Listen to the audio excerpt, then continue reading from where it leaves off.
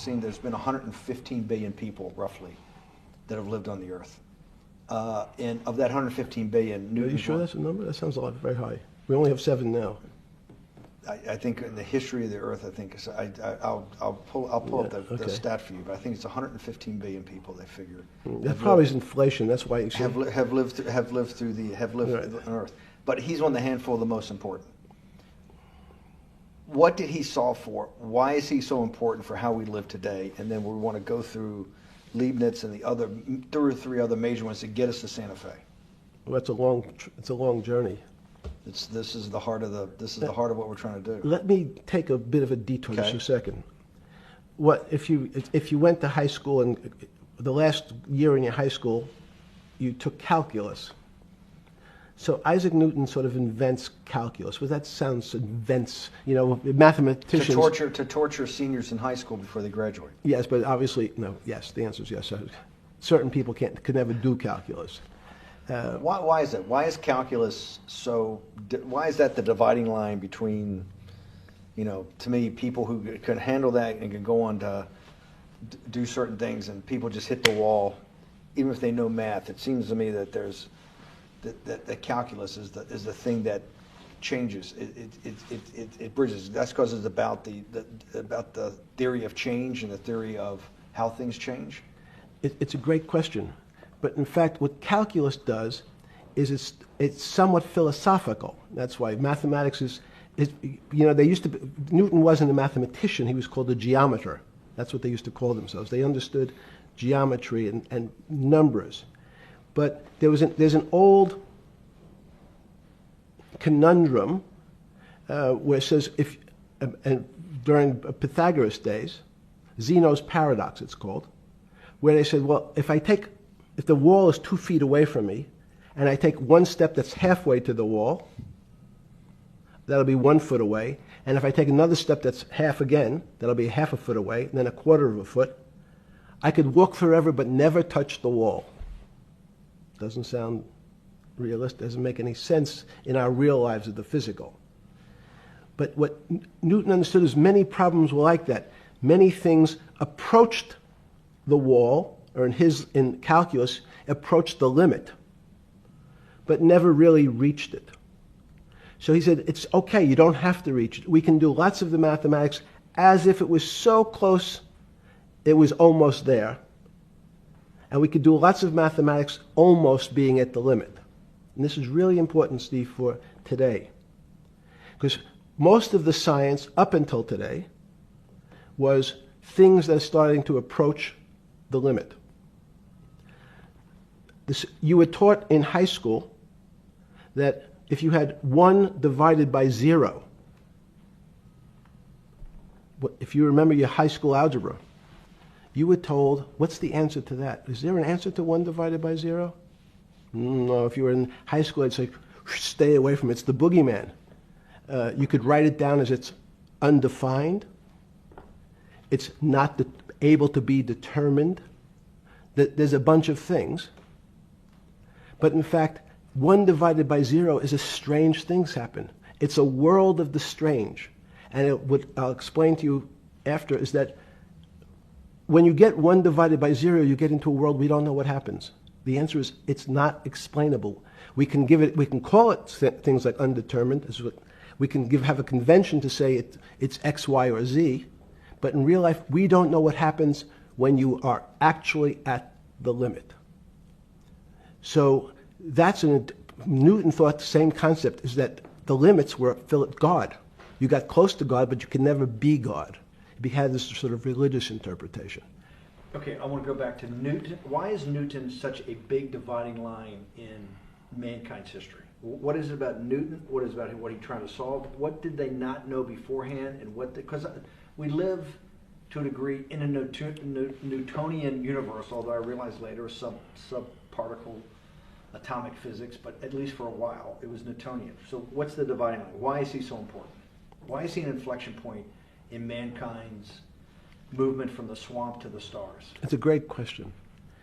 Stars was by Kepler. What Newton starts to allow us to do is to make accurate predictions. Remember that we've talked about that with money, about the things in our physical world, how cars, he didn't have cars, that how horse carriages moved, how bowling balls moved, how pool cues and pool, excuse me, pool table balls. Had people tried to solve that before Newton? Had Many, people many. tried it?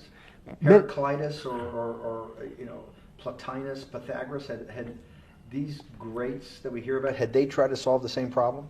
Not the same problem. They try to, again, what Pythagoras does, he starts to figure out this relationships in triangles. For example, everyone knows the a squared plus b squared is equal to c squared, that Pythagorean theorem, which is basically says these shapes in a triangle, each side of the triangle has a fixed relationship with the other two sides. That's strange.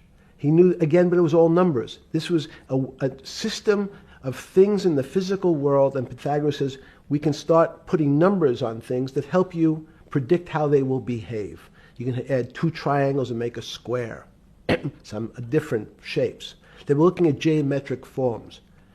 Newton says, well, I want to know how planets move. I want to know how things around me move. Can we find formulas? Can I find formulas that explain what I see in the physical world, how physical things interact and how they describe one another? Again, the fact that two things, two solid masses, for some very strange, unknown reason, unknown today, attract one another, no matter what they are. People have seen the experiment. You hang something, two little metal balls from a string, they move towards each other. In fact, they move towards each other was very specific. So when you drop the ball to the floor of this room, Newton says, in fact, the room came up a bit to meet the ball. The room moved. It's imperceptible. You can't really perceive that motion, but they attracted each other with certain ratios. So he started to be able to measure things in the physical world. And that was great advances. It also, now you wanted to move very quickly.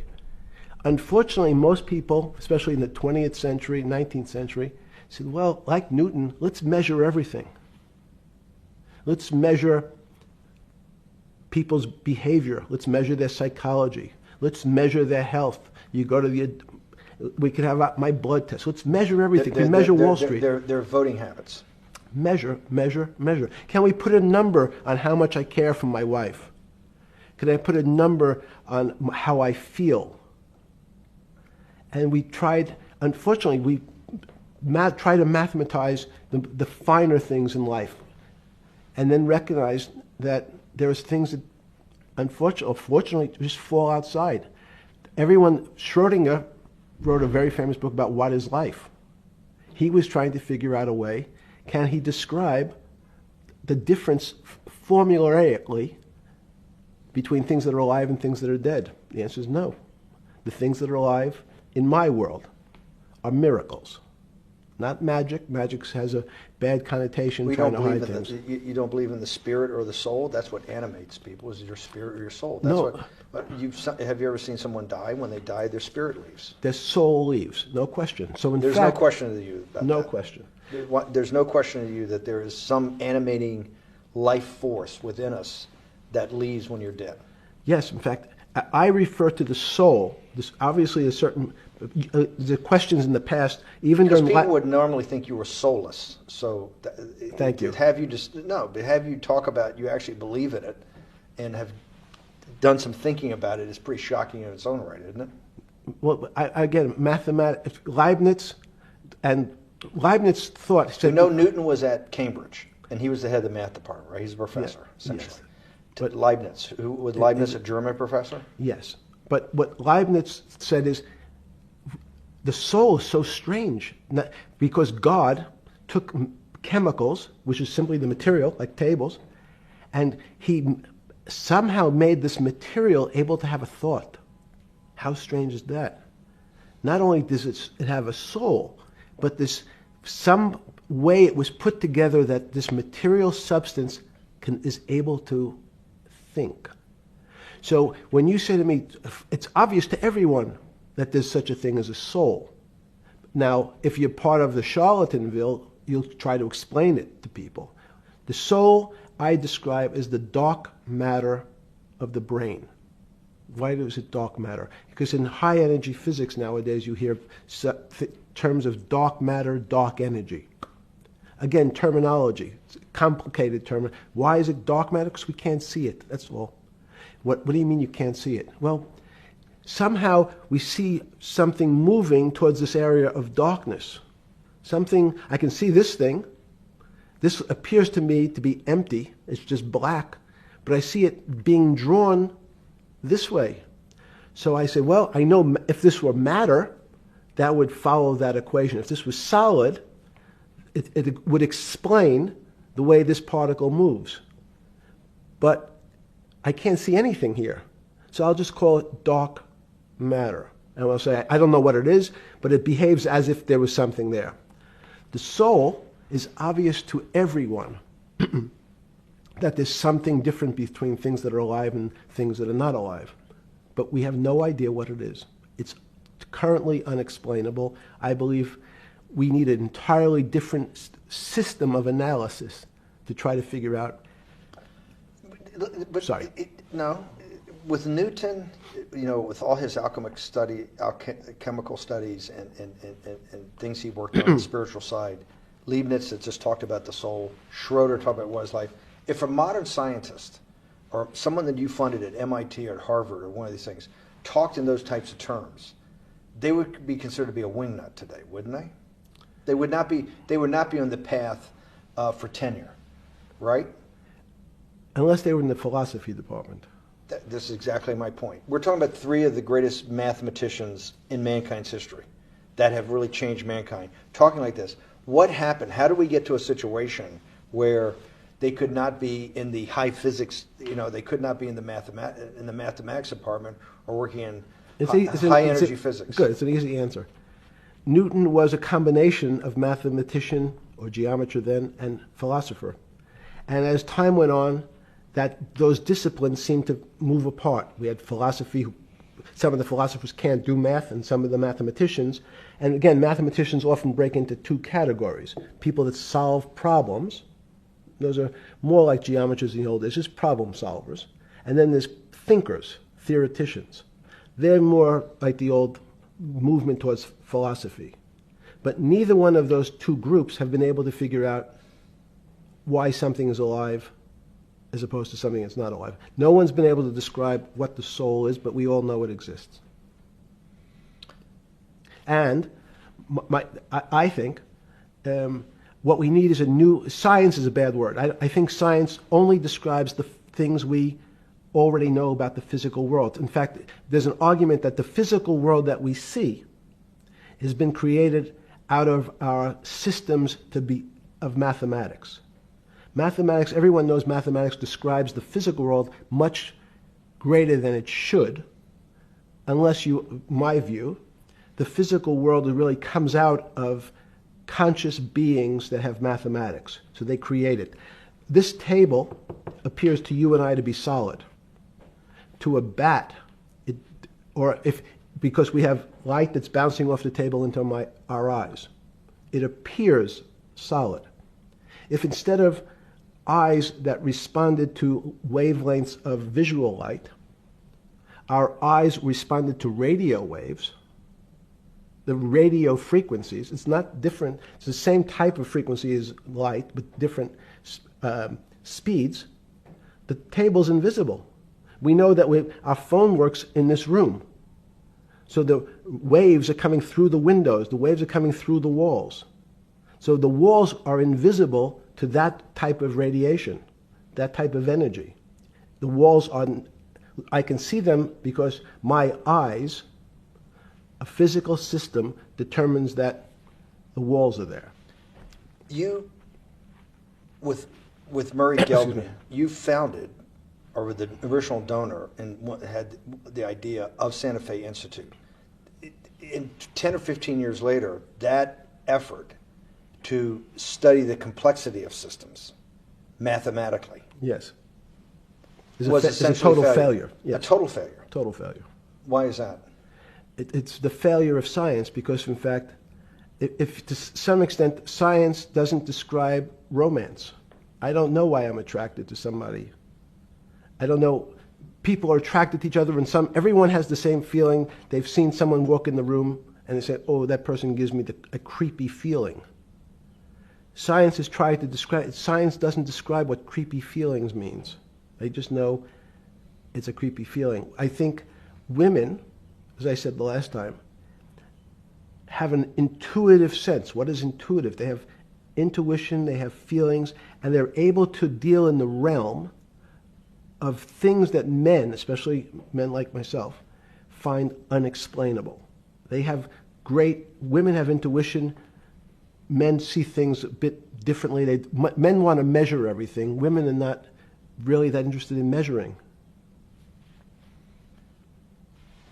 In what you're saying in macro terms, you actually think science, mathematics, maybe ultimately technology is moving to that more intuitive? I think science and math are old-fashioned. And unfortunately, people are still taught that they have to learn algebra in school and certain things in school, as opposed to learning to have an emotion. Is this what Larry Summers was trying to get at? Maybe he didn't say it perfectly enough, but what he was trying to get to in that system, the systems we study today, the way mathematics is either taught or understood, that women just haven't gotten up to the highest realms of engineering or physics or mathematics because of that. And you're actually implying that there's a either new branch of science, or we've hit an inflection point like in Newton that's going to go in a Newton took mankind in a different direction because he was able to measure. Then you had subatomic, non-Newtonian physics later. Are you saying that you think there's another developing field that's coming up that may take us, I don't know how many decades to get our hands around, but that's what's evolving out of this? Yes. Yeah. In fact, I think that mathematics, it's not the end of science. Every year someone says it's the end of, we can't discover everything. There's lots to discover with relationship to the physical world, but we know a lot already. In respect to the unexplainable world, we almost know nothing. Women, again, sense it. And instead of Larry Summers, I won't digress too much, but Howard Gardner early on said, there's not one form of intelligence. It's not mathematical intelligence. There's emotional intelligence. There's kinesthetic intelligence. There's this argument that I reject that black people are less intelligent than white people. It's not true. We know, for example, that if I was in the forest and I had to run from the lion or figure out a way not to be eaten, and my competition is a local African, I'm the one who's getting eaten because they have the intelligence to deal with their local environment. So it's just different. It's not better, it's not worse, but there's many differences amongst different types of people. And so people have different intelligences, and they excel in some intelligences usually and less so in others. When did it come to, because the world of high finance is a world of pure reason, or is it a lot of emotion and gut checks and on trading desk and central banks when these decisions get made? Is it that high church, like the high church of science of high energy physics, or is it as much emotion that comes in as much as the mathematics and the reason? It's a great question. I think if you talk to really experienced and successful traders and you ask them how they know what's going on, they can't give you an answer. They don't know. They feel it. They can feel the way the market's moving. They can feel the way the stock's moving. And that these are not very well-defined terms. It's difficult to put in mathematics terms, how did I feel it? You could look back and make guesses what I was seeing. But great traders feel it and then act on their feelings. That's the difference. Many people feel it but are afraid because they want a mathematical justification before they take that next step. When you first got on the trading desk at Bear Stearns in the late 70s or mid 70s, were you shocked by how little actual understanding of mathematics that the traders comprehended? Yeah, well, again, we had a Texas Instrument calculator. Most stockbrokers, especially before 1975, if they were good stockbrokers, could add. That's about it. They could multiply. If you could multiply, you were already in the top 15% of stockbrokers. Stockbrokers simply meant there's a story. When I went to the first person, I had no money, and I said, "How much money do you make a year?" And he said, $400,000. Impossible. I'm making $10,000. That's probably more than your family had made in his entire existence. Yes. And he makes it in a year. I said, "What do you do?" And he said, "It's too complicated for you to understand." Which is what the main thrust of Wall Street people, they want to tell you it's too complicated. Because if you understood that that person was simply, he had a brother-in-law, in fact, in this case, who ran the pension fund at General Motors. His brother-in-law would call him and say, "Buy 1,000 IBM. He'd hang up the phone, he'd write it out on a ticket and walk it to a window. That was his entire skill set. Hello, write what my brother-in-law says, walk it to a ticket window. Give me an example when you were on the trading desk in the early days of Bear Stearns of a time that you felt either complete uncertainty or you saw total panic, where something was happening that people couldn't foretell and that they were like in an airplane cockpit where it's going wrong. Walk us through that. In 1978, I think it was, across the news wires, there had been a collapse of the currency in Thailand. On the other side of the world, had no relationship to me. I wasn't sure where Thailand was. But the fact that a currency, a country's money, had all of a sudden dropped tremendously in value, affected the rest of the world's markets. And people panicked because they'd never seen that before. A very small part of a very complex system had a shock throughout the whole system. So prices on Park Avenue apartments, the bond markets, the stock markets, every started to gyrate. You know, there's an old mathematics expression that if a butterfly wings in Mexico make the wrong turn, it spins out, and eventually, by the time it gets to Canada, it turns into a tornado. So these are part of complex systems. So yeah, Wall Street in certain parts. Santa Fe Institute was supposed to actually come up with a formula for that, for the butterfly wings. Why in 15 years did you reach the end of at least that experiment? Every attempt to, that's why it's so exciting now, because I think certain people are starting to realize that there's so many things that are unexplainable that we have to think about them differently. Music is a great example. It's a common man's example. You know, when you hear a certain song, it makes you feel a certain way. How does it do that? We don't know. We can't mathematize it. And even that music, Steve, nowadays we compress music. When you have a violin, it's compressed onto your iPhone. So what does compression mean? I'm taking lots of information and I'm cutting it into lots of pieces and squishing it together. And when I squish it or compress it, I have to take out lots of pieces, but I say that they're not very important pieces. It's those pieces that we take out when we compress data, to me, are the most interesting parts of life. You just said a while ago, part of this new search for science may go back to when people were actually talking about a soul, and you said there's no doubt in your mind that there is a soul. Describe for me what you mean by that. What do you mean by soul? What do you mean soul different than the physical analog body that we're seeing on film right now? It's difficult to describe in words. I mean, I'm not a poet. Poems get a little closer to what that really means. But even the concept of what is life becomes complicated when you deal with plants and seeds. Is a seed alive? I don't know. Certain people would say, no, it's dead. When your banana, one of my favorite examples is the banana that's sitting on the countertop in your kitchen today. Is it alive or dead? What do you think about human life? Tell me about human life. But your banana is alive. That banana is breathing. It's on your. You say that's impossible, Jeffrey. No, it's not. Is the banana conscious? All these words, these are words. So everyone's trying to fit a very complicated concepts into a very small box called conscious or alive.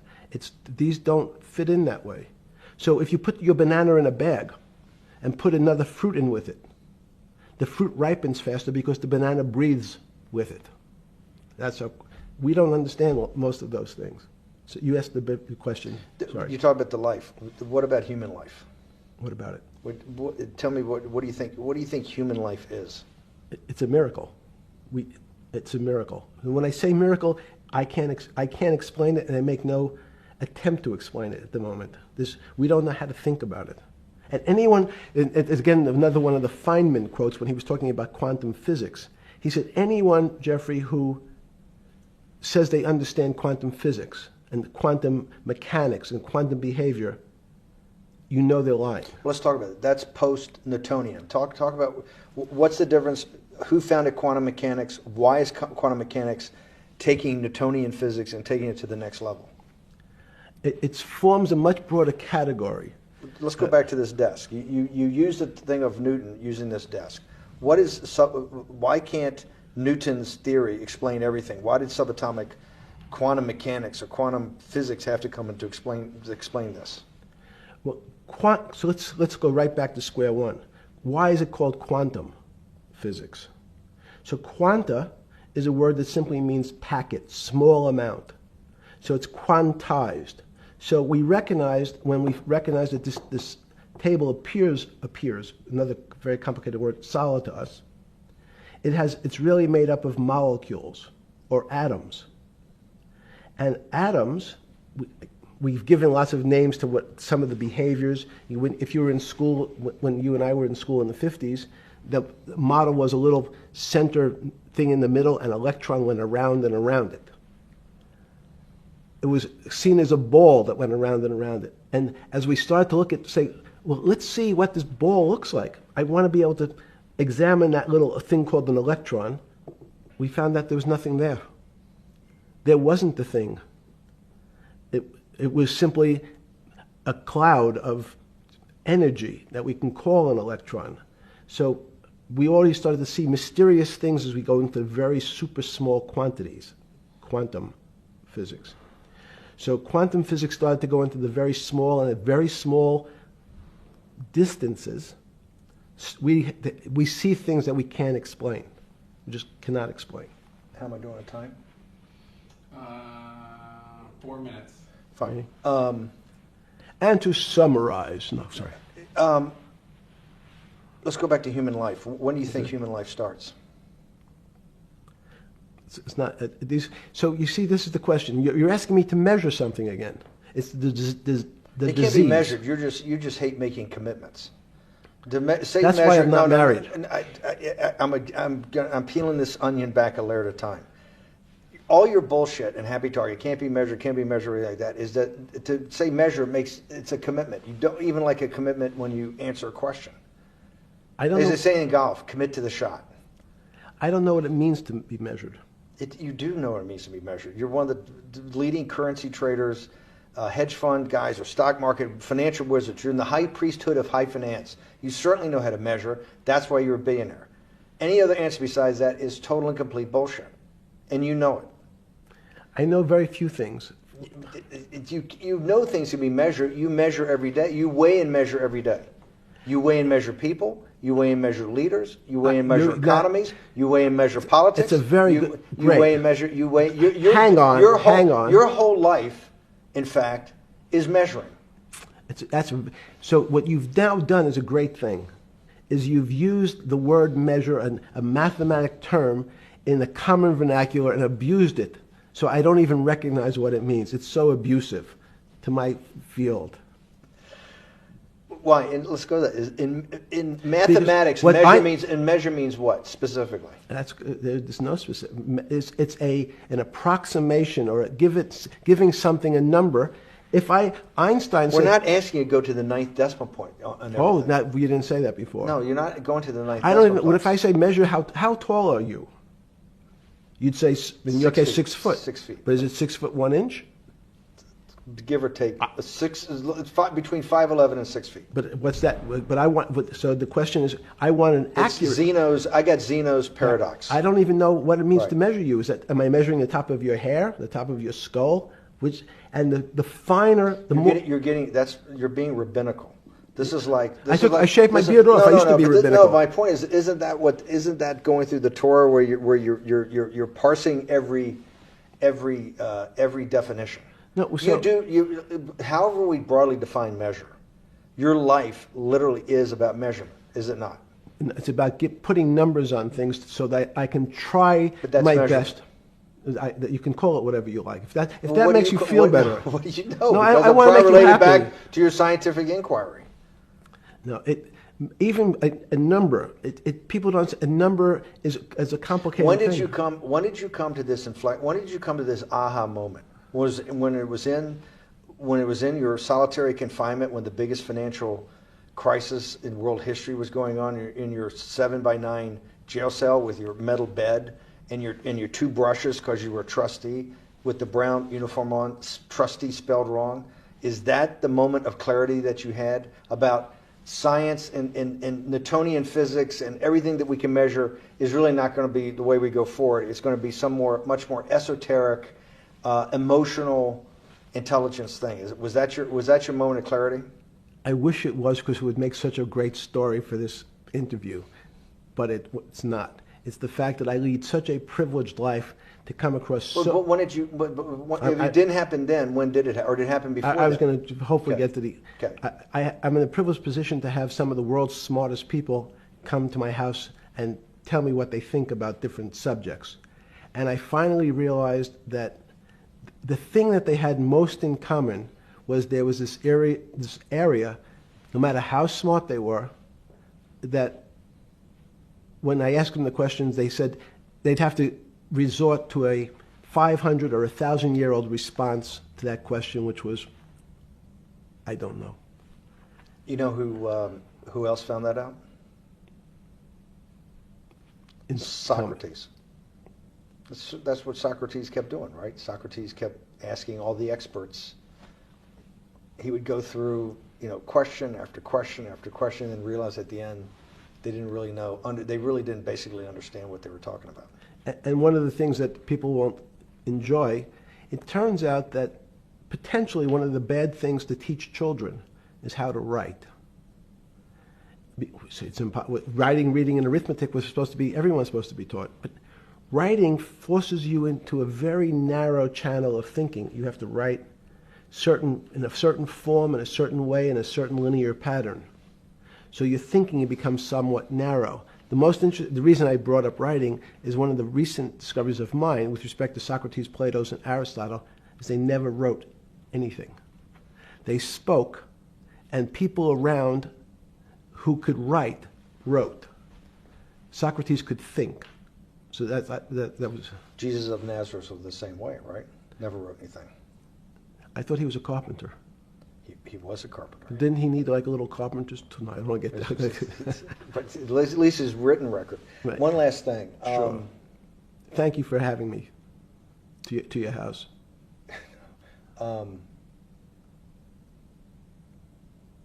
Vegetable juice. Let's go back. Look what vegetable juice does. When did that? The beginning of that. Was there any one aha moment in all these great thinkers? Did it happen before 2008? Was it after? That came up over, I know, many years. But when did you actually realize, hey, something new's got to be developed? Yeah, that's great. Is that because again, I'm privileged enough to have people around me who've given lots of philanthropic gifts to institutions of higher learning, and when I said the impact, how do you judge the impact of your giving? And we sat down and said, no really new ideas have come out. And I realized that, of course, it hasn't come out because we've been looking at using science and mathematics, and it's the wrong tool. It's obvious. Institutions that are set up and try to put forward knowledge and understanding and truth, should they take your money? Derek Bach at Harvard said, taking money for good causes is a good thing. So if Hitler took all the gold out of the teeth of the Jews and said, I want to give this to Heidelberg University to fund the Leibniz chairs so that I can study high energy physics, Derek Bach would say that was fine? Again, these questions are questions where good people on both sides, like your Charlottesville, could differ. I don't know the answer to these questions. So tell us the two. Give us the two answers. What the one answer why it shouldn't be, and then the one answer. Derek Bach says, "I'll essentially take cash from anybody because I got so many projects, so many good guys, and this is the way I'll do it. So I'm indifferent to where the cash comes from. Money's money, and if I got good guys, I'm the fiduciary. Says these are good people and this is good research. Okay, I'll take the cash from any source, including you." What's the other argument? Let me give you that. I know in my case, is your money dirty money? If you live, I just asked a question. Is your money dirty money? No, it's not. So, in fact, why is it not dirty money? Because I earned it. But you earned it. I earned it legally. We went back to this before. You earned yes. it. You earned it advising the worst people in the world, right? That do enormous bad things. And just to make more money. So, instead of asking me the question, should you take the money? Because I think it's a legitimate question. You think it's a legitimate question? Yes, no Why? question. Because I think about, ethics is always a complicated subject. But I can tell you that with the money I gave to help try to eradicate polio in Pakistan and India, instead of asking me whether that money should be given to these children for vaccines, I think you might want to ask their mothers who received the vaccine, who know their child now won't get polio, and ask them if Epstein should have helped these people with their money. If we walked in, you're a mathematician. We walked into that clinic where they're giving that money out to these people that are in the most dire straits of poverty and sickness, and told them that the money was coming from class 3 sexual predator? Tier 1. Was tier 1's the highest and worst? No, I'm the lowest. I'm the lowest. You're the lowest. Okay, tier 1, you're the lowest. But a criminal. Yes. That the money came from them. What percentage of people do you estimate? I understand you don't like probabilities. Do you estimate would say, I don't care, I want the money for my children? I would say everyone said, I want the money for my children. Did they know where the money came from? If you told them, the devil, 100%. The devil himself said, "I'm going to exchange some dollars for your child's life." Do you think you're the devil himself? No, but I do have a good mirror. It's a serious question. Do you think you're the devil himself? I don't know. Why would you say that? Because you have all the attributes. You're incredibly smart. You remember the devil is somebody knows. Smart? The devil's brilliant. You read Milton's Paradise Lost. No, the devil scares me. Satan is at the number 1 or 2 archangel, and the reason he goes to hell and leads the rebellion is because he can't be the top guy. And his thing is, I'd rather reign in hell than serve in heaven. I saw that in a movie once called American Dharma. I don't remember who said it. Okay, we have to go. Okay, good. Okay, that was good. Before we get into the deep stuff, let's give some basics or some things I want to do inquiry from the others. Walk me through the Santa Fe Institute. What was it about the time of the math? And this was in the late 90s. So they're not going to hear me on this part, right? We're going to do it both ways? It will not be on the video, but we do have you recorded. Fine. Remember, when you're answering on these questions, I'm not in the shot, and they're never going to hear my voice. So a little bit you got to repeat in your answer, you got to repeat what my question was. Oh, a little bit. Okay. Santa Fe Institute. Why, when you're at the top of your game on Wall Street, do you decide to finance, which was at the time, or endow, or become the donor or sponsor, however you want to say it, for what was considered the most cutting-edge group of mathematicians in the world? Action. So Santa Fe Institute in the late 80s, early 90s, I was interested, I was on the board of Rockefeller. So that starts, Rockefeller, it's university formed by John D. Rockefeller to sort of give back to the community. It's east side of Manhattan, except it was old. It was sort of old-fashioned. They were talking about medicine, and medicine by itself was, again, subject to the ideas of science. They were trying to use science to find cures for disease. And I said, no, we need to do something different.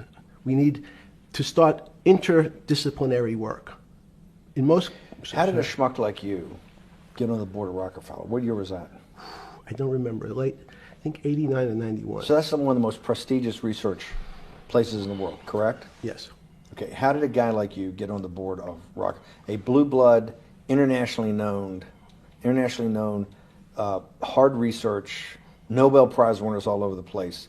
How do they pick a guy like you, a trader from, or basically some guy from Bear Stearns? Good question. So I was asked to be on the board of Rockefeller, and I think it was, I was on the board of Rockefeller, there was a money manager who said, Rockefeller needs someone with financial expertise because the university is growing and there's lots of new things. You have to, again, we go back to the original discussion the last time. Up until the mid-'80s or sort of early mid-'70s, the most important thing was your name. If you were Rockefeller, you already were considered to be brilliant. If you were head of General Motors, it was your reputation. It was who you knew, who your family was, what was your character. And then in the mid-'70s, basically, if you remember, you probably had a calculator. It was very advanced in those days to have a Texas Instrument calculator, where it could, by putting in the numbers, it would multiply for you to do square roots. And that was the first, and everyone who had a calculator was already advanced on Wall Street. A simple almost like your accountant. The most important parts of business were really now going to calculations. So it's not only mathematics, but it's things that could be calculated. Reputation couldn't be calculated. I could give you, are you a 10 on a reputation scale, an 8? What does it mean to have a measurement of your reputation? We'll get to that later. But places like Rockefeller needed someone to say, look, we're entering a different world where numbers and the numbers of companies, portfolio management was going to be balanced. It was going to be statistical. Jeffrey, could you come on the board? Potentially sit on the finance committee, Nancy Kissinger and a bunch of other people. And David Rockefeller and I got along very well. He was an unbelievable human being. Respectful to everyone. He introduced his driver as his colleague, not his driver. He would never say, this is my driver. He said, it's my colleague. And David started to explain to me world politics. So David would say, Jeffrey, money is going to be sort of the most important things. People don't understand money. You seem to have this knack for money. I said to David, tell me about your life. What was the worst and the best part of your life? So David said, when I grew up, everyone knew I was a Rockefeller. They didn't know that my father told me he would not leave me a dime. No money. But every time we went out to eat, me and my 5 friends in school, they would leave me the bill. They would expect me to pick up the check because I was a Rockefeller. And he said, I was chairman of Chase Bank. And he said, I remember like it was yesterday, one of the headlines in Time magazine said, David, please fire yourself. So he thought that there was a world that existed that would be a combination of both politics and business and leadership. What do I mean? He formed something called the Trilateral Commission. The Trilateral Commission is some spooky stuff. People said it was something, the Illuminati, there's some mystery about it, people that ran the world. It was politicians, but David said most countries, the politicians get elected for 4 years or 8 years, separate from the royal families in England or in the Middle East. Someone's there for 4 years and then they're not there anymore. The most important people to have stability and consistency would be businessmen. So he formed this Trilateral Commission of businessmen and politicians from 3 major continents. So it was the North Americans, the Europeans, and the Asians. So he said to me, would you like to be on the Trilateral Commission? Now, I was 30 years old, 32 years old. I said, great. And he said, well, you have to fill out this application so they have your bio. And I looked at the list of people, and it was Bill Clinton, former president of the United States, Paul Volcker, every great leader in America, the Asians, the Japanese, and with a very long description of their history. And they asked me to fill in what I would like to have written. And I wrote Jeffrey Epstein, comma, just a good kid, which I thought was funny, nobody else did. So in answer to your question, at that time I recognized around the world that monies and currencies were not really well understood. But again, it was only numbers. So numbers, and I'll get to the fact that it was bad thinking.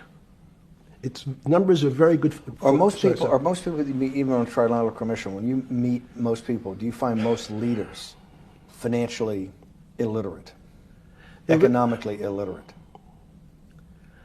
Most political leaders don't come out of a background of finance. Most political leaders come out of a background of being popular. So in some of the countries, in some of the African countries, for example, they might have been a military person. They were a general. In some of the African countries, they might have been a disc jockey. Or in our country, they would have been an actor. The knowledge of money they don't have expertise, they have no degrees in finance. They really, and this is one of the major problems,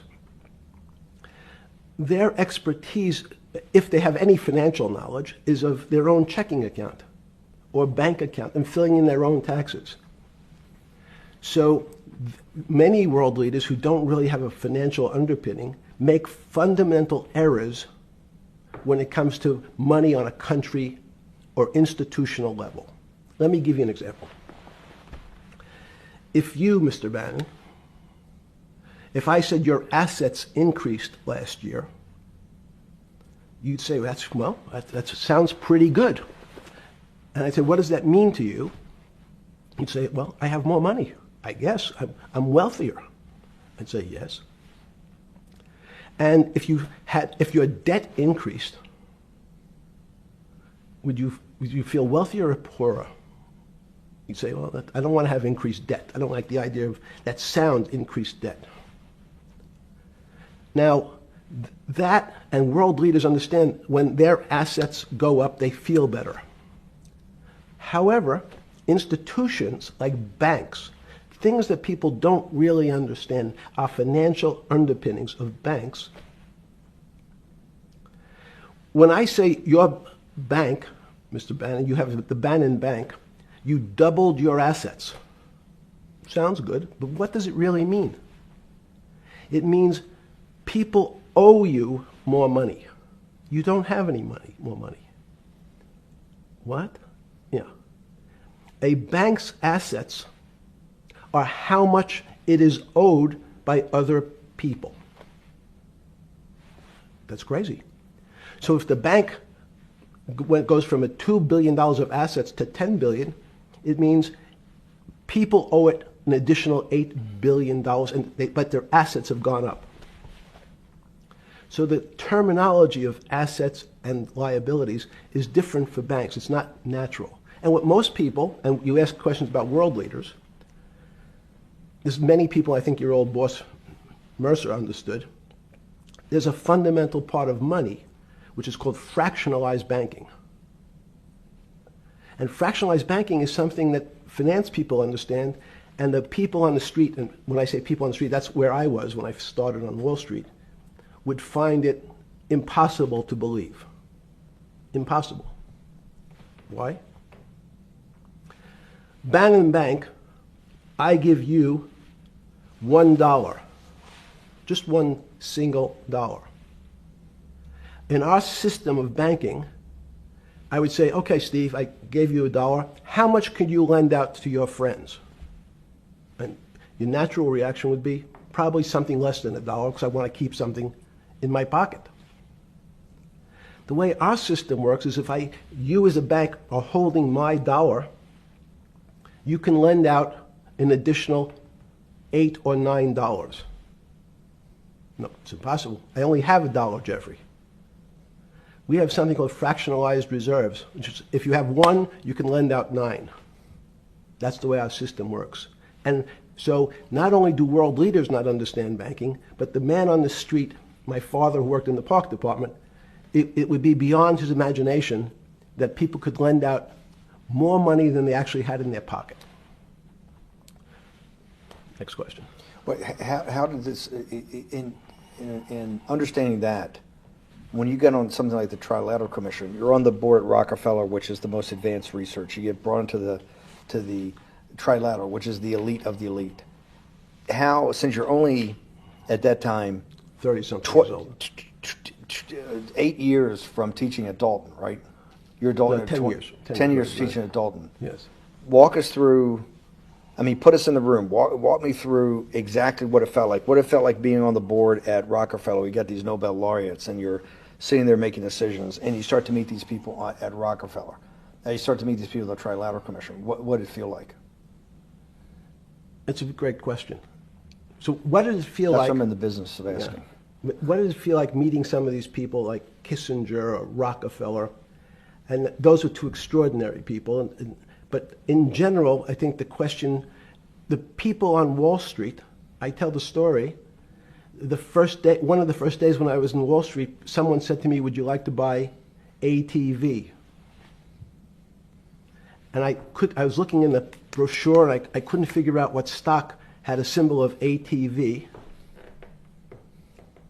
And when I finally said, well, I can't find it, and they said, what's the matter with you? Do you want to buy ATV? Which is, he was selling hot televisions, stolen televisions from the floor of the American Stock Exchange, referred to in common parlance as the televisions fell off the truck. So I knew what that phrase meant from Coney Island. But what I found was most people, be it in business, in normal life, or in the world leaders, don't really understand money. It is something they think about. They have a sense of what it is. They certainly want more of it. But they also make statements like, we want more money, but we don't want more debt, which just shows a misunderstanding of what money at its core really is. So most people don't, they want to make it, they want to save it, but to understand it intimately is not a normal characteristic. At the first Trilateral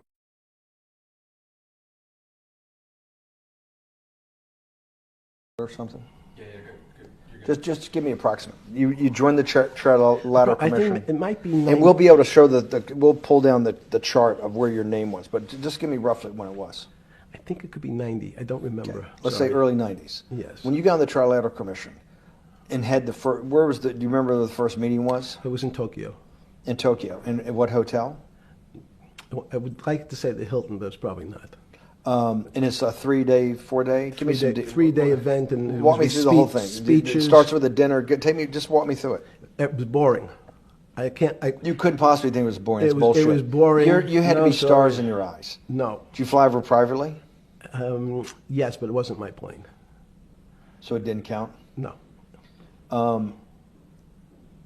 You fly over. Yes. And it was who were the first? Like when you first met those leaders, you had to be wowed. No. You're 10 years out of Coney Island. No, I'm not wowed by people of position. I'm wowed by people of great ideas.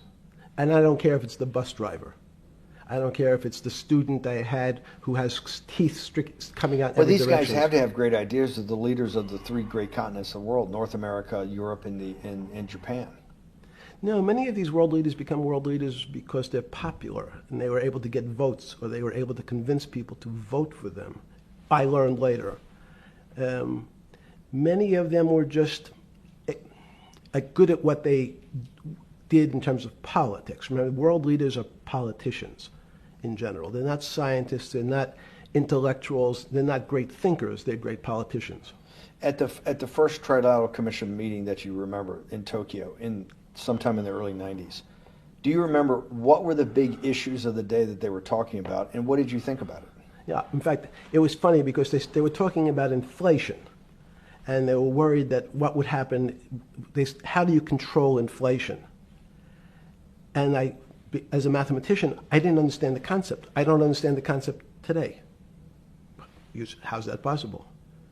Well, when you talk about most things to do with money, money is meant to be local. It's US dollars. Then I understand what it means. If inflation, it means my dollar today inflates, and it doesn't buy as much as it did a couple of years ago. The prices go up. It seems that everything is great, but in fact my dollar is shrinking in value. If you, and you're the financial genius here. I'm just a lowly M&A guy. Sure. If you let me finish the thought. Go ahead.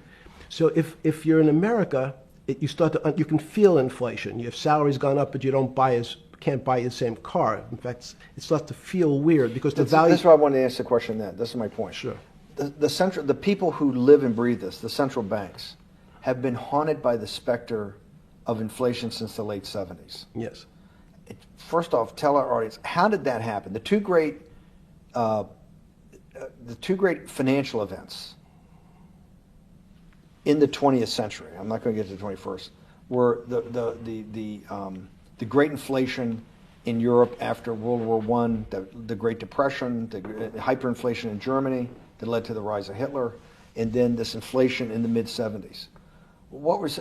Before you go to explain inflation, why is this specter of inflation always the central thing in central bankers' minds? Because it goes back to the first concept I said, the weird concept of fractionalized reserves. The system is not well understood. And most systems, in fact, are not well understood. We don't know how our digestive system. Stop. This is I impossible. understand. This is impossible. The world banking system, the world currency system, the world monetary system Yes. has to be so well understood by the Greenspans of the world and the Bernankes of the world and you, right? The currency traders, the guys making billion-dollar bets every day, the legendary guy on Wall Street in the late 90s, Salomon Brothers. Lou Ranieri? No, the guy that wrote the money. Michael Lewis? Marius Poker? Yeah, Marius Poker. Who's that about? That great trader. Lou Ranieri. No, it wasn't the guy that ran the desk. Yeah. That eventually ran the hedge fund that went long-term capital. Yes, I don't remember. Who's the guy? I want to say, I don't remember. Yeah. I'm sorry. Lou Ranieri is big, but Yes. Those guys have to understand the system perfectly. No, they don't understand the system. They understand the local part of the system. So, for example, why is not only inflation, most bankers are terrified if the public understood that the bank really doesn't have their money at any one time. It's one of the things during the Depression, there were runs on the bank. The reason the banks don't keep much money in the actual bank is they assume that not everyone's going to want their money on the same day. So it's not really the fear of inflation. The fear is a run on the bank. Everybody wants to take out something that doesn't really exist. Inflation is tied to interest rates. It's a more complicated example. But when your money doesn't buy the same amount of product this year than it did last year, if it buys less and less, like it happened, you used the term hyperinflation. There's certain countries that are not managed well, like in Africa at the current, a $100 billion bill in Zimbabwe is worth 1 American cent. That's the perfect example of hyperinflation. It goes up, it doubles every day. So people are afraid that their value and the system starts to break down. But so if I said to you, does your doctor understand your body system? You'd say, well, I hope so, because I want him to keep me healthy. But you could have a kidney infection, you could have a heart attack, you could have a broken knee. There's lots of pieces of this system. And in fact, when you ask the question, very few doctors understand your entire body. There's a specialist for your knee, there's a specialist for your polynoidal cyst, there's a specialist for your head, and now we have specialists in different areas. So and I'm going to get to your first question about Santa Fe Institute. The world economy and your body are both comprised of little systems interacting with each other and making one big system. This is what's stunning for all the little guys out there, the populist movement, the little guys that haven't had a pay raise in 30 years. They think that these elites, have everything. The guys in the room making the decisions, the party at Davos guys. You're sitting there, you don't think many people today really understand the complexity and really all the moving pieces and how they interconnect to the world's financial system. No, not only don't they understand the complexity, and that goes back to Santa Fe Institute was an attempt of trying to see if there was a way to mathematize, formularize, or algorithmically understand what the term complexity means. That goes back to the original question. Complex systems are complex by definition. But there's not necessarily, it's not one level of complexity. As we might say, well, our fingers are complex, the movements, the muscles of our hands. But it's not as complex as the blood system. Now I have a circulatory system. I have systems on top of systems. So that there's no one group of or person that really understands the way the body works. There's no one group that understands the way the financial systems work. You might understand U.S. bond market. Now, you've asked about the trade of long-term capital. That was a bond fund, very small part of this very complex system. So the goal of the Santa Fe Institute was to see, is there a way to get in, somehow understand how complex systems interact? Fast forward, Steve, to today, where Google and these other engine companies, the other tech companies, are trying to build artificial intelligence.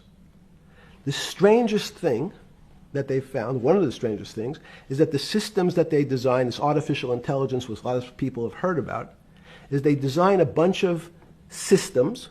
They're called neural nets. Terms simply taken out of brain work, neurons in the brain. Nets because they actually look like a net. They put in some inputs. The computers work, spit out an answer. Sounds normal to you. It's because you're thinking about that calculator you had in 1976 on your desk. When you ask the person who designed the system, how did it come to that answer? How did your neural net, can you show me the calculations? They say, no, we don't know. We don't know how the thing we designed actually came up with that answer. That's pretty strange. They take the same neural net now and they put it in front of a video game. No learning, nothing. They said to the computer, they say, sit in front of your video game and learn how to play. It seems the computer learns better than any human in history, faster than any human in history, beats any human in history, but when you ask the designer how did it do it, no one knows. It just did it. So that's the first little touch of things that we already have gotten to a place where we don't understand it and we built it. On Sunday afternoon, September 14th, 2008, where were you? Sorry? It was the night they put Lehman Brothers in bankruptcy in London. I was in jail. Seriously? Yes. So the financial crisis of 2008 happened when you were in jail? Yes. Oh, this is going to be so amazing. This is going to be so amazing. I take it you didn't have your Wall Street Journal dropped off to you in the morning, your Financial Times? No. How did you hear about how did you hear about, because I want I forgot about this, but yes. I'm trying to get, this is going to be amazing. This is, let's go back and do that again. Sunday afternoon, because I want to find out about people, the geniuses understanding the complexity of the financial system. Because I think the best example we have is the financial crisis, the crash of 2008. Sunday afternoon, September 14th, I think it was, 2008, is when they were working feverishly in Midtown Manhattan at the Lehman Brothers offices and at various law firms around town, and with the Secretary of Treasury in the Federal Reserve, what they're going to do with Lehman. They decided they weren't going to save it. And so they prepared to put it into bankruptcy at the open of the market in London the next day. how did you hear about what was going to happen to Lehman Brothers, and what did you immediately think when you heard that it was going to be put into bankruptcy? I'm glad you asked that question. I was in solitary confinement September 14th. And again, some of the public stories about the wonderful time I had in jail and my work release, which didn't come till months after. I'd been there since June in an 8x10 cell with a bed in the back, a 6-foot bed in the back, a chrome sink with a toilet attached to it, and a little piece of metal sticking out that was supposed to act as a table. Now, since I was in jail, there were no books. Why? There's no library. No library, but you're in jail. No, I was in jail, not prison. So in jail, I was in a place what's called the Special Housing Unit, which is for the roughest, toughest, meanest people. They had put me there, they said, for my own protection. So I was in a 8x10 cell with a little slit in the door where they would serve my food on a tray about 9 inches by 4 inches. And then as soon as I finished eating, they would take the tray and close it down. And one of the guards said, do you understand there's Wall Street's crashing. I'm worried about my pension fund. What should I do? And I said, sorry, Wall Street's crashing? What's happened? And he said, there's some crisis and some companies are going bankrupt. I said, are you sure?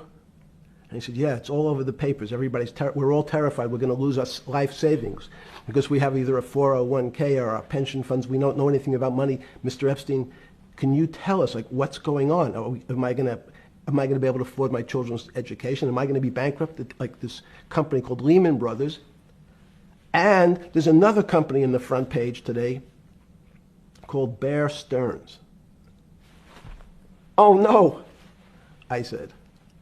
Why? Because that's the company I was a partner in. And in fact, that was a company I had a very large investment in. So, as a great story, I didn't have my Wall Street Journal, but in the early mornings, you're allowed to make 2 phone calls, collect. And when you pick up the phone, you can dial a number, and when the person picks up, they say, you're getting a call from the Palm Beach County Jail. Will you accept reverse charges? And the person either says yes, and the call goes through, or the person says no. The person I had called was Jimmy Kane, the president of Bear Stearns. And I said, tell me what's going on. And so that my knowledge of the financial crisis happened with Jimmy, who was at the center of the storm, telling me about what Lehman had gone under, and they were trying to figure out a way, should they bail out Bear Stearns? Did it strike you at the time of the mess you had made of your life to be in a situation that you're one of the greatest financial minds in the world, looked at by world leaders and asked your thinking by the most prominent and important people in the world, and here you are in solitary confinement. You got to make a collect call to somebody. Did it strike you at the time how all the threads of your life had come together and put you in a position, or you had put yourself in that position? No. So it never struck you when you had to make one of your 50% of your collect calls that day, you call the president or the head of the CEO of Bear Stearns. The biggest financial event in your life is taking place, of which, one, every important person in the world would be seeking your opinion. Number 2 would be a once-in-a-lifetime opportunity to apply your craft. Number 3, it would be a once-in-a-lifetime opportunity to make money if you were smart, and obviously you're smart. You're telling me here, truthfully, that it never hit you at all of how you had ended up in a place where you had to make a collect phone call from a jail cell that was 6x9 with a steel bed and your food being passed into a slot. The question you want to ask is, who was the other call to? Okay. Who was the other call to?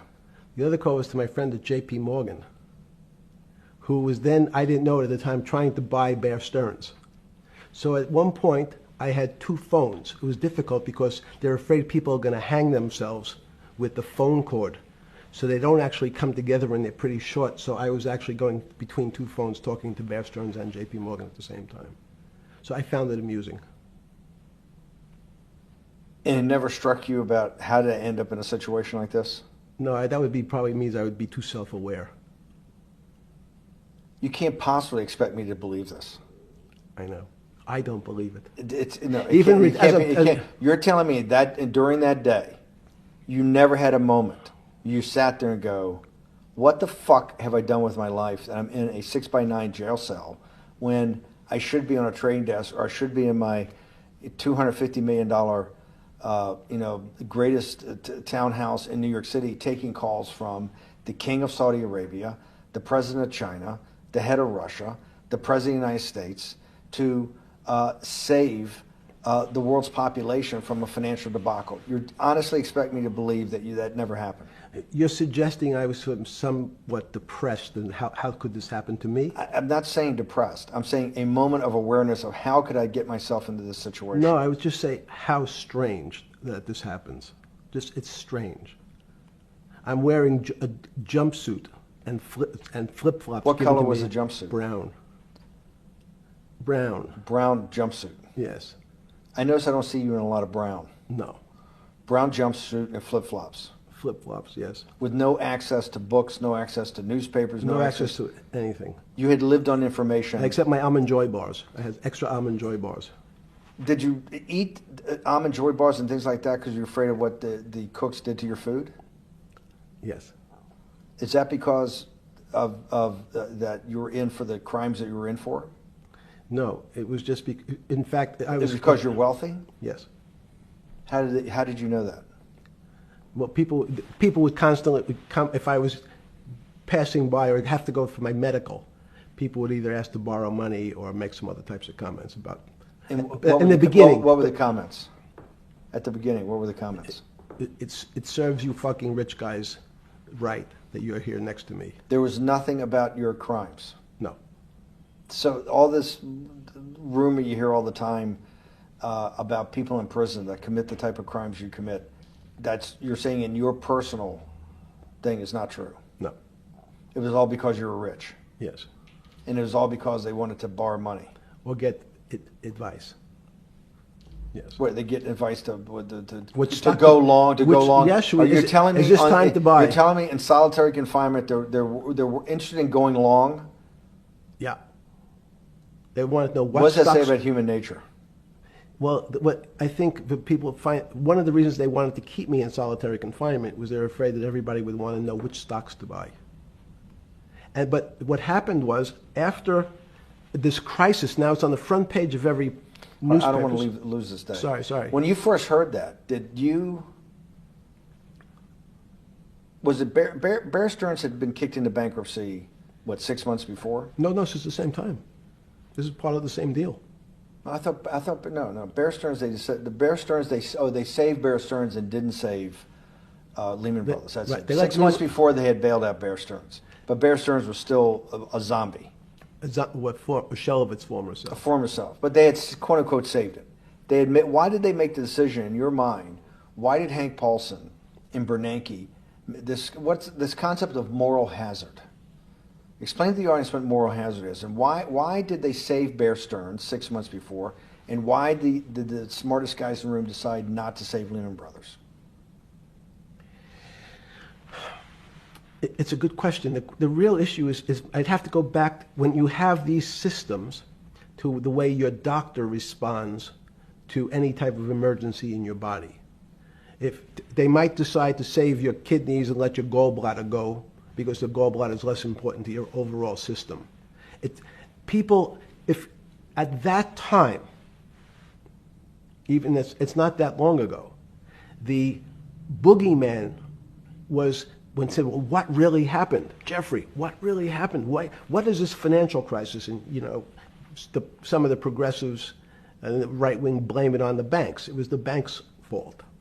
And it's the fault of this very esoteric, unknown concept of derivatives. It was really the derivatives that caused this financial crisis, because the derivatives got somehow out of control and like in the Mickey Mouse. And that was the way you started your road to a billionaire went right through derivatives. Yes. But derivatives were not the cause. Derivatives were not the cause at all. It's like saying your hair was the cause of your heart attack because it was on top of your head. So what was the cause? There isn't, let me say, there's no one specific cause. These are system collapses. So many times when they have to make your death certificate, when you say, well, what did he die from? They'll say heart failure. But if you say, what was the cause of his heart failure? Well, he had low blood pressure, his sugar was high, he was diabetic, he had all these other problems. But they say, no, we need a word on your death certificate. Did he die from brain damage? Did he die from heart failure? That's the financial crisis. Many people said, well, what caused it? They wrote, like on its death certificate, derivatives. But derivatives are not a fundamental cause of anything. Was it Sunday or Monday? I take it was Monday morning when you made your two collect calls and you were talking to Bear Stearns on one hand and Morgan Stanley on the other. J.P. Morgan. J.P. Morgan. That was Monday morning. Did you, Jeffrey, being one of the financial geniuses in the world, did you understand what Lehman Brothers going into bankruptcy, the domino effect, that by Thursday the financial system would be under such extremis that if it didn't have $1 trillion cash infusion in the United States, it might collapse? Did you know that at the time? Did you view that at the time? Yes. You did? Yeah. Why? Again, I don't want to bore you or the audience with the idea of it's a medical procedure, but you had system failures. So you'd recognize that if I said to you, did you realize when your father was on the ground and he was clutching his chest and he couldn't breathe, it was a bad situation, he could die. That's how I saw it. Did you immediately think about the commercial paper market? I mean, the mechanical triggers that actually you had to blow through these circuit boards. Did you know the circuits? Did you understand the circuits? Or did you have a concept of the circuits that were going to get blown through? Yes, but only because of an analogy to a body. And in fact, from my telephones against the wall with my little metal wires, because the next day I talked to another person in Washington about the issues of what I thought was happening, and I made the same discussion about the... They were at the Treasury Department? Yes. So in a 6x9 cell in... The phones were outside the cell. In Palm Beach County, California? West Palm Beach, Florida. West Palm Beach, Florida. That's what your juice diet. West Palm Beach, Florida. West Palm Beach, Florida. West Palm Beach, Florida. You're making a call to Washington, D.C. to talk to some deputy secretary of Treasury. Someone in Treasury. Right. Someone in Treasury. Right. And that does not, the night before you go to bed, it doesn't dawn on you at all. You never have a moment of self-reflection that, how did I end up on this metal cot when I should be at the center of things? No, I had a telephone. So I said, I can talk to, it makes no difference where I am. In fact, I'm still talking to the same person if I was at my home in Palm Beach. But I'm here in jail. Home in Palm Beach. I can dial my own phone. That's bullshit. No, but you can also make 1,000 phone calls. Here you got to make one, and he's got to take. Think how much better that was. I had to decide who was the right person to call. That was unusual for me, because I would have called 20 people. And before. What was the advice you gave? I said, you have a sick patient, and it's very much like a sick patient in the emergency room. You can't think about it like your car. People in normal walks of life think about money and things as a machine. And unfortunately, so if your car breaks, cars are always easy to fix. My jets, my cars, if it breaks, I know it can be fixed because it simply follows the same pattern. If this part breaks, you replace the part and the thing works again. People and the financial system are not machines. They can't be fixed the same way. You can't simply take out put some more juice into the commercial paper market, and that's like replacing the carburetor on the car. It's much more, I have a patient who can't breathe, has a stomach problem, can't see, looks bleeding at the same time. What do I do first? I have to think about it as a system. Where's the most logical place? What's the most dangerous place? If your heart stopped, we have to start your heart again. In the equivalent to the money market, why do I have to start your heart again? I need to get your blood flowing. If your blood stops, you're dead. If liquidity, which is the equivalent of blood in the financial system, dries up. Once liquidity is basically cash, putting cash into the Forget system. about what it is. Okay. Liquidity is liquidity. It allows the system, it's the blood of the system. You need to pump blood hard into the body of the economy to keep it flowing. And if you're, especially when you're worried about someone dying, you're not going to be worried about the niceties of, well, you got the shirt dirty and there was some damage. Pump in that blood, keep that heart When you pumping talked to the person in Treasury on Tuesday, the 16th, did you get a feeling as you were sitting in your 6x9 jail cell in West Palm Beach, Florida, that they were on top of things? No, you can't. It's impossible to be on top of things. There's no such thing. It's, again, the doctor watching the patient die. You hopefully have some confidence that he's seen it before. He recognizes that there are some steps he has to take first before he bandages the guy's finger or worries about what shoes he has on. So you hope that the people in charge, your doctors who are working on the emergency patient, have enough experience and, frankly, judgment to try to keep the patient alive. Did you think that they had those things, patience and judgment? They had pretty good judgment, and you needed a lot of luck, just like in the dead patient. You need to, hopefully you put that blood in and it's not too late. And you make some mistakes, but you have to know you're going to have to give it a shock. In the run-up to the September crash of 2008, Yeah. I guess you weren't occupied with finance. That whole summer, how long had you been in jail? Went to jail June 30th. So the entire summer. Yes. Before you went into jail, you were still very active in the financial markets. Yes.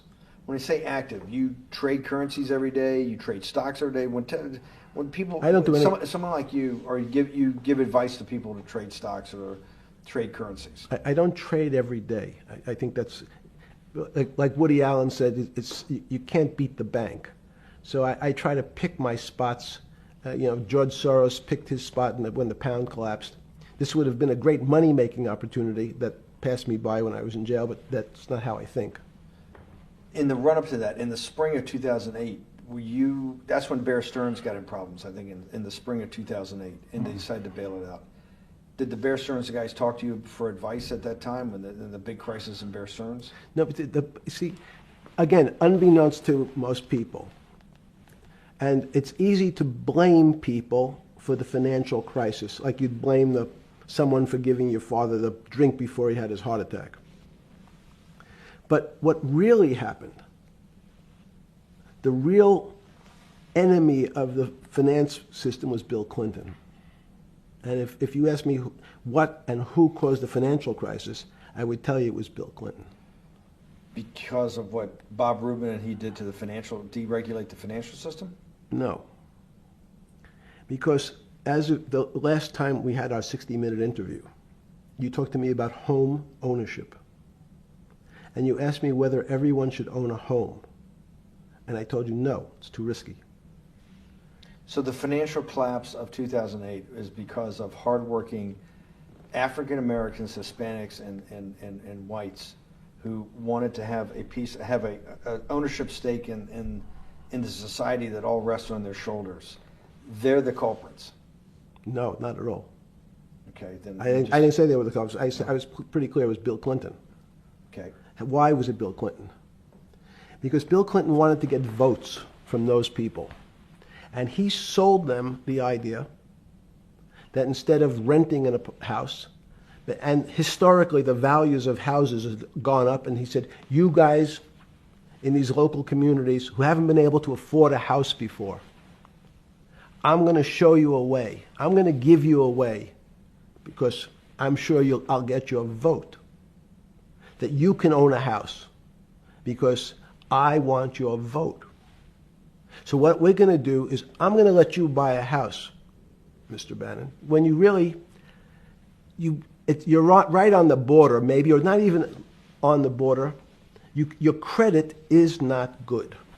Okay, let's be honest. And it's not my fault, it's not Bill Clinton's fault, but if whatever happens, at the moment your credit score or whatever it is, your credit's not good. Now, normally, you come to me and want to borrow money, I'm a bank, and I say, I'm sorry, Mr. Bannon, I can't lend you money because your credit score is not up to where it needs to be. Hopefully, if you work harder and clean up some of your problems, it will be. But no, what I say to you is, I'm going to figure out a way to lend you, not give you. I'm going to lend you money anyway, though you don't have a good credit score. And don't worry, I'm going to get rid of the term that you don't have bad credit. Bad credit sounds pejorative. You don't want to be a person. Sounds judgmental. Yeah, it sounds judgmental. So what we're going to do is we're going to call your credit situation subprime. Oh, nobody knows what that means. Subprime. That means prime is good credit. Subprime is not good credit, less than good credit. So we'll call it something that people really won't follow, and we'll tell you what. We're going to have people lend you money though you are a subprime borrower, and I will figure out some government agencies to guarantee your loan, though I don't think you're a good risk. So the banks say, no, no, no, we don't want, initially, the banks said, sorry, this is too risky, Mr. President, for us. We're in the business of managing risk. It's not our money. It's the hard-working people's money sitting in our bank. We can't lend to people whose credit is not prime. You're asking us to lend to people who are subprime. And he says, here's the key, if you don't, Mr. Bannon, I'm going to make sure the Justice Department charges you with discriminatory lending because you refuse to lend to my subprimers. In business terms, you should never lend to. But what we'll do is I'm going to form an agency called Fannie Mae and Ginnie Mae, just another agency names. They'll guarantee your loan. So don't worry. Don't worry. You don't have to pay it back anymore. Even though and maybe you don't even have to work as hard anymore. That's probably a harsh statement, but these players, these two big firms, Fannie Mae, will guarantee the fact that that bank will receive its money. Now, the bank says, wow, best deal in history. I refused to lend to Mr. Bannon, but now he has the big brother, his Uncle Sam. He went to his Uncle Sam, and Uncle Sam says, I'm guaranteeing it. The bank says, I want everybody. Give me as many people as you can give me. Because Uncle Sam is the best credit in the world. Not only it's the United States government. We'll take it all. We'll take as much subprime as we can handle. Because it's the best investment for the moment. It's a strange investment because it has politics that has inserted its way into the numbers. Politics doesn't belong in the markets. But now we're going to have, I want the votes. We'll make guarantees that you who can't get a house normally will be able to get a house from the bank. The bank says, this is the best deal in history. We will package 100, 300, 1,000 of you subprimers, and we'll sell it off to somebody else. And the whole system becomes mired in subprime mortgages. That's becomes the issue. What do you mean mired? There's just too much supply. It's a supply-demand problem. You get too much supply. No, it's a very good question. What does too much supply mean? Well, then you get to people, go back to your first question to me. Government leaders. Government leaders know if they're good, and they can do mathematics, they can balance their checkbooks. So certain people in Congress said, well, how do you value these subprime mortgages? The banks say, we've been valuing them the same way we've always valued them for the past 20 years. The accounting firms, there's something in this country called GAAP accounting, which is a standard type of accounting. And we account for them the same way we've always accounted for them. If we paid $1,000 for your mortgage last night, when we put it on our books today, we're going to say its value is $1,000. It makes sense. I paid for it what's its value? It's $1,000. That's what I paid for it last night. No. The Congress people said, that's not really a good answer, you know. That doesn't give us confidence that you know what you're doing. Because what happens if you have to sell it tomorrow morning? Something's happened and you have to sell it. Remember, there's kinds of stress tests. Would you be able to value it at what you paid for it the day before? And Wall Street says, that's not the way you can think about this. This is crazy.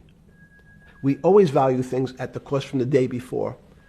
And they changed the accounting method, in essence, to say not what it was worth yesterday, but if I have to sell, what would it be worth? That's impossible. So what happens is every bank now has to value something they bought yesterday at lower than they paid. Never before in 20 years did they have to do this.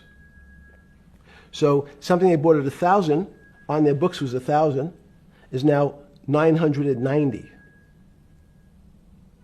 That starts to, you asked the question about what did I start to think about. Something's 1,000 and 990, this person now has to value it at 980. When did you first start to get nervous, understanding Bill Clinton in all this? Did you change glasses? Yes. Okay. I changed shirt. I saw that black. Are you okay with the? Yeah, great. I think we're going to have all kinds of changes. I'm experimenting. Yeah. Okay. When did you get a feeling? Did you ever anticipate, before it happened, something like 2008 could happen? No. How could that be? Because it's the word, I can beat it to death, is that it's very much like would I anticipate I'll have a heart attack tomorrow?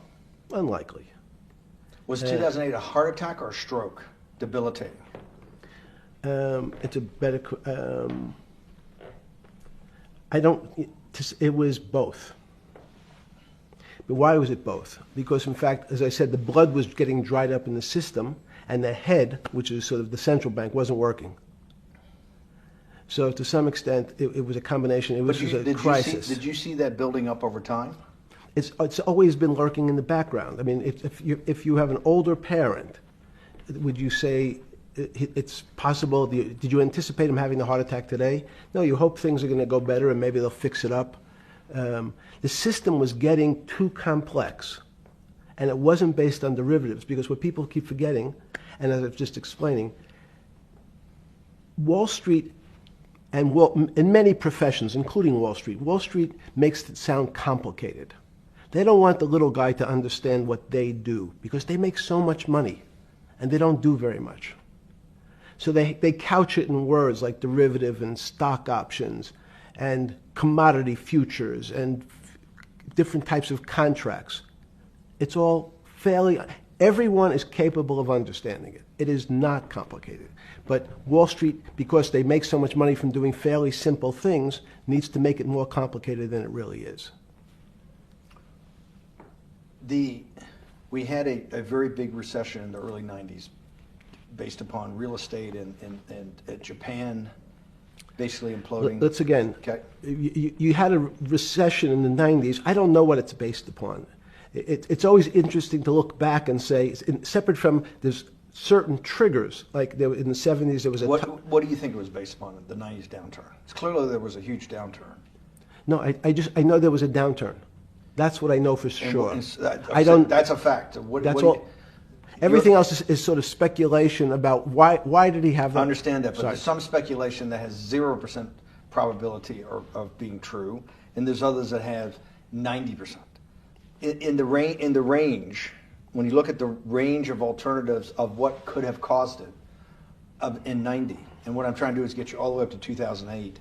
Look, Sure. you're the smartest guy in the room, right? You know that. Do you think there's anybody in the world today? Oops, this is going to be a bad question. No, but do you think anybody in the world today, the Alan Greenspans, the Bernankes, is there any central banker you know, any partner of any Wall Street firm, any guy running a trading desk, and I would take it that would be, or anybody at a Larry Fink at BlackRock, Steve Schwartzman at Blackstone, the top 100 financial guys, and let's throw in a couple of Nobel economists, and let's throw in the best professors at Wharton, at Harvard, at Stanford. Do you think that there's anybody that understands money or understands the world's financial system as good as you? There must be. But it doesn't come to the top of the head. No. Okay, fine. Now It's that not now that I've gotten that, let's go back to 1990. In that arc from the fall of the Berlin Wall to 2008. Good. We started with the implosion in Tokyo of the Japanese economy, Japanese financial markets. We had the huge run-up in internet stocks, right? We had the implosion of that in 2000. The bankruptcy of Drexel Burnham in 90. Mm-hmm. Implosion of Japan, huge run-up in equity markets for the internet, implosion of the internet in 2000, 10 years later roughly. Mm-hmm. And then this run-up through the Iraq War and all that, the run-up to 2008. Every 10 years, it seems like, we're in some sort of 10 years before the 1990s was the 70s. You sound like an astrologer. Okay. And not a financial person. You're usually a mathematician. It just seems to me a pattern of every 10 years. That's misleading. That's exactly right. Okay. Because people like to see patterns. People like to see patterns where there are none. So a pattern of a financial crisis every 10 years is just in my mind. Yes. Long-term capital, that had to be bailed out back in the late 90s when everybody panicked. And that wasn't that bailout today would look small, and it was $5 billion or was $30 billion. Businesses fail all the time. But long-term capital, the Federal Reserve stepped in. But I'm saying people go bad. Things go bad all the time. Yes, you're correct. The audience that's watching this, the little guys, they go bankrupt all the time and nobody gives a shit. You know why? They're a little guy. But when long-term capital management goes bankrupt, or Bear Stearns goes bankrupt, or Lehman Brothers goes bankrupt, people care because it's an unfair characterization. Why do you say that? Because again, it's the complexity of the situation. If you think about you have a complex system. You have your body. Now, in fact, the little guy is my finger. This is. And Bear Stearns is your heart. That's correct. The banking system is my heart. The system, I can't risk my because remember, it's not only my. You haven't been able to name. Hang on. You haven't. Hang on. No, hang on. I was trying to hang. I wanted to see if the hang on worked. No. You haven't been able. You're not good enough yet. You're like junior wizard trying to do it. You haven't. Yes. I'll say, since we can't name another guy that's as good as you. There may be a couple out there. You're not bragging. You're humble. It had to be sometime. Please tell me there was some time before you went to jail and basically got cut off from daily information in the summer of 2008 that you started to get very nervous that this complex system, that something was deeply wrong. Okay, first, let's go back. When I say no one understands the system better than I do, it doesn't mean I You always sound like a doctor. You're afraid he's going to get sued for giving a thing. Yes, you're not taking on any liability. There's no contingent liability here for your answers. No. But the word understand is the problem. Okay. I don't understand the system. So I don't understand the financial system. Please stop. You cannot sit here and tell me. No. What we just went through, I'll go through again. The hedge fund managers, the money managers, the central bankers, the commercial bankers, the heads of the investment banks, the heads of all the trading desks, the top economists, and I'll throw in the business school lecturers of Stanford. Of all the top 200, 250, you can't name at the top of your head the guys are at least at your level. You have to understand it somewhat. No. Sorry. We all don't understand it. No one understands it. It's a miracle. That's part of the problem. It's impossible to understand. That word understand simply means if this happens here, that will happen there. It's predictable. Understanding means it's predictable. It's not predictable. That's the problem. In complex systems, that was the fascination. Is there a way to tease out some level of predictability? So even No. In fact, you would ask the question, it's a great question, which was it a stroke or a heart attack? Now, most people don't know that before they were going to have a stroke, they had a stroke. They just have a stroke. Do they understand why? In hindsight, you go back and you can make lots of explanations. It might sound good. And if you're talking to the working man, you're using language that he'll never understand. It's complex. So he, just like going to his doctor, he says he has a gastrointestinal problem, or he has diverticulitis, as opposed to saying, you had a stomach ache, you ate bad food. People don't like to say it in normal, everyman terms. The system had a stroke, and we don't know why. But you just, okay. Hardworking people, and there's a great social benefit, would you not agree, with having people having ownership in the system? When you say ownership in the system, it doesn't mean... Let's start over. Okay. Yeah. So flip over your phone too, because Yes. I don't want anyone to see Yes. on your phone. So maybe flip it down or something. Yeah. Yeah, who knows what the fuck comes up with that phone? That's correct. Which one has sent you? KSA. I can't not believe I've got the magic moment when you're in fucking prison or jail, wherever the fuck it is, It's in crazy. solitary. Now, there's a funny part to that we missed, which is said... Go ahead, tell it. The funny part is what you asked me... Is there anything funnier than that? No. For black humor, it's I don't make any black comments. Sorry. You asked me what I was wearing. That's right. You're too wrapped up in the Me Too movement. Yes. So I was wearing a brown jumper and a brown pair of pants given to me by the jail with the word trustee on the back. Because you had qualified to be a trustee? Well, the funny part was it was spelled Trusty. So I wasn't really sure. I'd been a trustee in many different operations, but it was the first time it was actually printed on my back and spelled incorrectly. Probably had a higher level of being a trustee at that than you had at all the boards that you were trustees, right? Yes, right, because the trustee meant you get two devices to clean your toilet as opposed to one. Yeah, but it also meant that you had some sort of personal fiduciary own responsibility for oneself, right? In the jail? You mean? Well, that's what being a trustee is. That's where they give you two. Yes, you get two cleaners.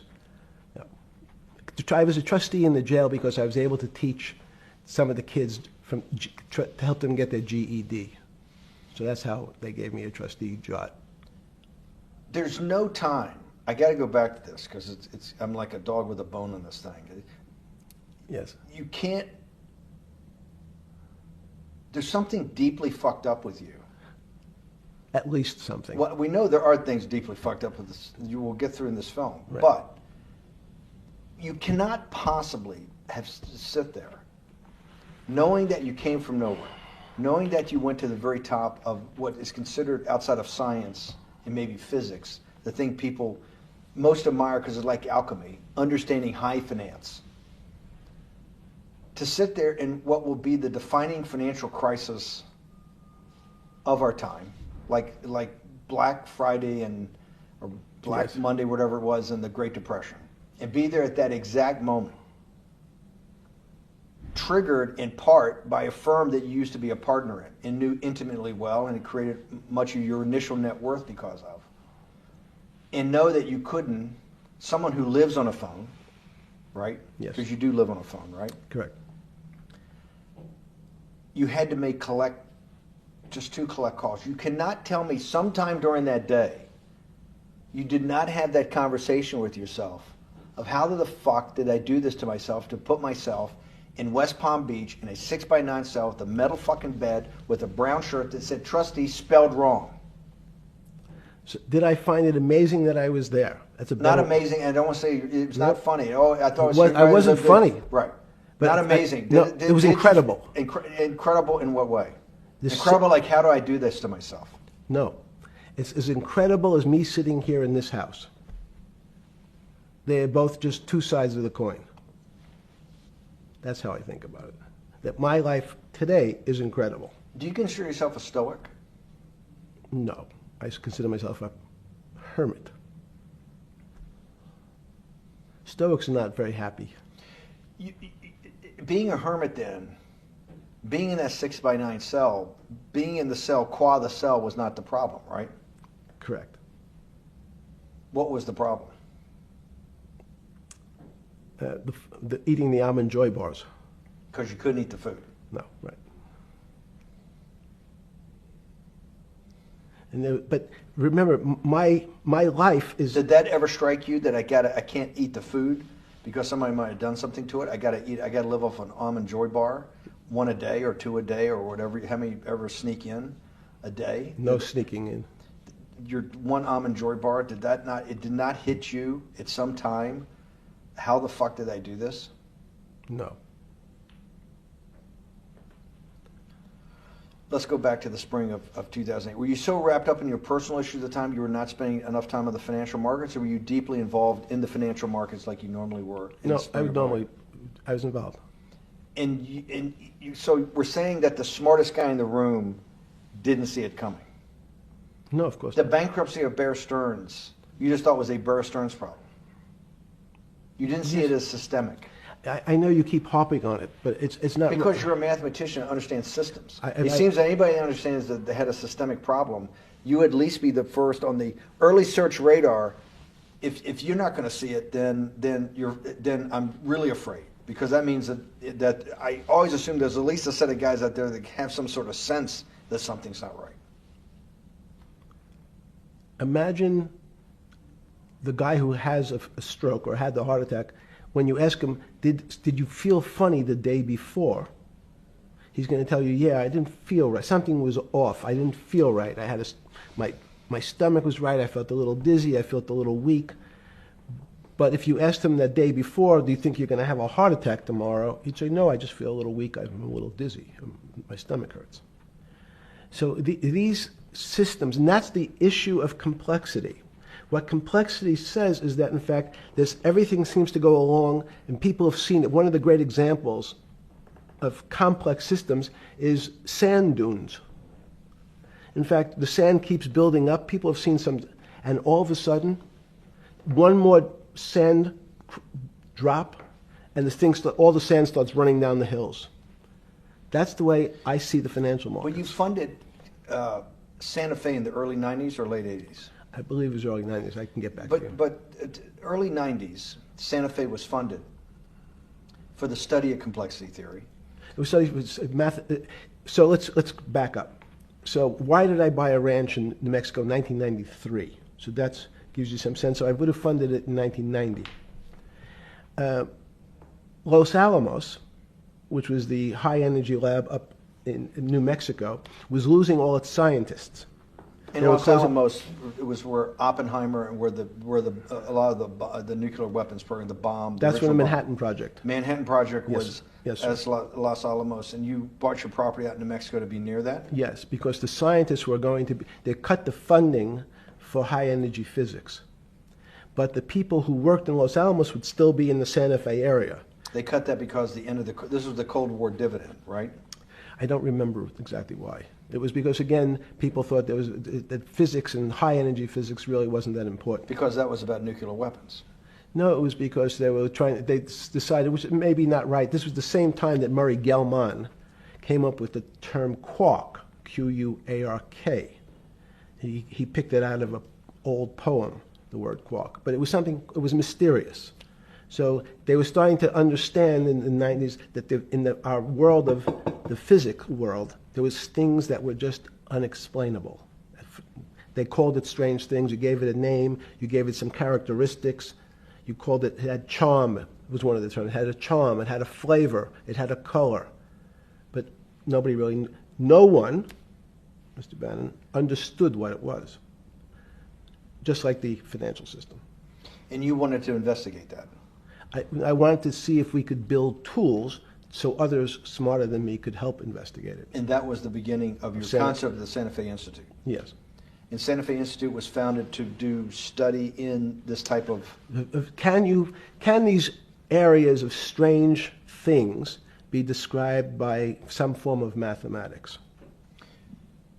So that's what I'm trying to get at. The foundational thought, the organizing principle of Santa Fe Yes. in the high physics lab at Los Alamos, Right. which had been the headquarters of Manhattan and the Trinity Project, right, the bomb. Yes. So you're talking about the elite, the high priest Of physics. of physics. Yes, sir. Which high priest of physics, some subset of that is also mathematics. Yes, they're both similar.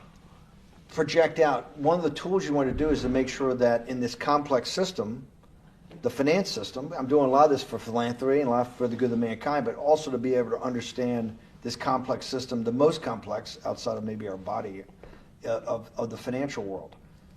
Yes. Did they create tools, or were you smarter in than the mid-aughts, 15 years later, than you had been then because of work that was done at Santa Fe? No. It was great. But in fact, most of the money, most of my philanthropy in the area of can you describe things that appear to be unexplainable by mathematics, and can you fund people who have new ideas?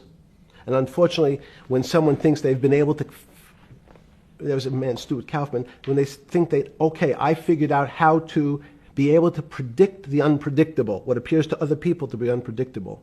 But my system, in those days it was called genetic algorithms, can predict what things will happen, and they all want to make money.